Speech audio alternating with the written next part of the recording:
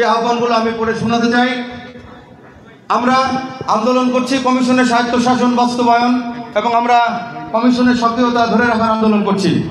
আমরা বলতে চাচ্ছি, প্রশাসনিক মন্ত্রণালয় থেকে চাহিত অযাচিত তথ্য প্রেরণ না করে সেই পত্রের সমুচিত জবাব প্রদান করবে কমিশন। আমরা আজকে থেকে কমিশনকে অনুরোধ করব, মন্ত্রণালয় থেকে চাহিত কোনো অযাচিত তথ্য প্রেরণ না করে তার সমুচিত জবাব প্রদান করবে কমিশন। কমিশনের বিজ্ঞানী কর্মকর্তাদের যে সমস্ত প্রশিক্ষণ, সেমিনার, সিম্পোজিয়াম ইত্যাদির মনোনয়ন বাবসক চাকরি বিধিমালার 34 অনুযায়ী কমিশন নিজেই প্রদান করে মন্ত্রণালয়কে শুধুমাত্র অবহিত করবে। কোনো মনোনয়ন অনুমোদনের পত্র আজ থেকে মন্ত্রণালয় প্রেরণ না করার জন্য কমিশনকে অনুরোধ জানাচ্ছি।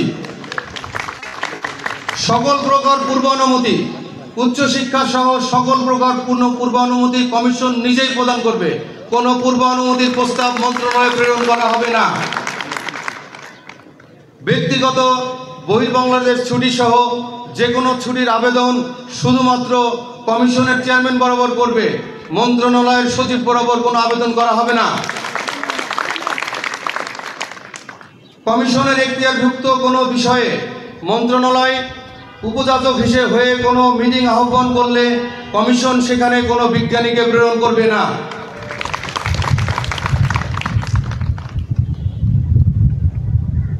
কমিশনকে অবহিত না করে ব্যক্তিগত পর্যায়ে মন্ত্রণালয় কোনো কর্মকর্তার সাথে যোগাযোগ করে কোনো তথ্য আদান প্রদান করবে না, এই মর্মে কমিশন আদেশ জারি করবে। এছাড়াও কমিশনের এখতিয়ারভুক্ত সকল বিষয়াদি কমিশন তার বিধি অনুযায়ী নিজেই নিষ্পত্তি করবে। আইডিএসডিবির তথ্য প্রেরণের বাধ্যবাধকতার বিষয়ে কমিশন মন্ত্রণালয়কে পত্র পাঠাবে। এই ধরনের কোনো জিও প্রদানের ক্ষেত্রে এই ধরনের কোনো বাধ্যবাধকতা করা যাবে না। আমরা জেনেছি অন্তর্ভুক্ত হতে বাধ্য করা হয়। এই ধরনের কর্তৃত্ববাদী আচরণের বিরুদ্ধে কমিশন মন্ত্রণালয়কে চিঠির মাধ্যমে অবহিত করবে। কোনো জিও প্রদানের ক্ষেত্রে আইডিএসডিবিতে অন্তর্ভুক্তির বাধ্যবাধকতা থাকবে না।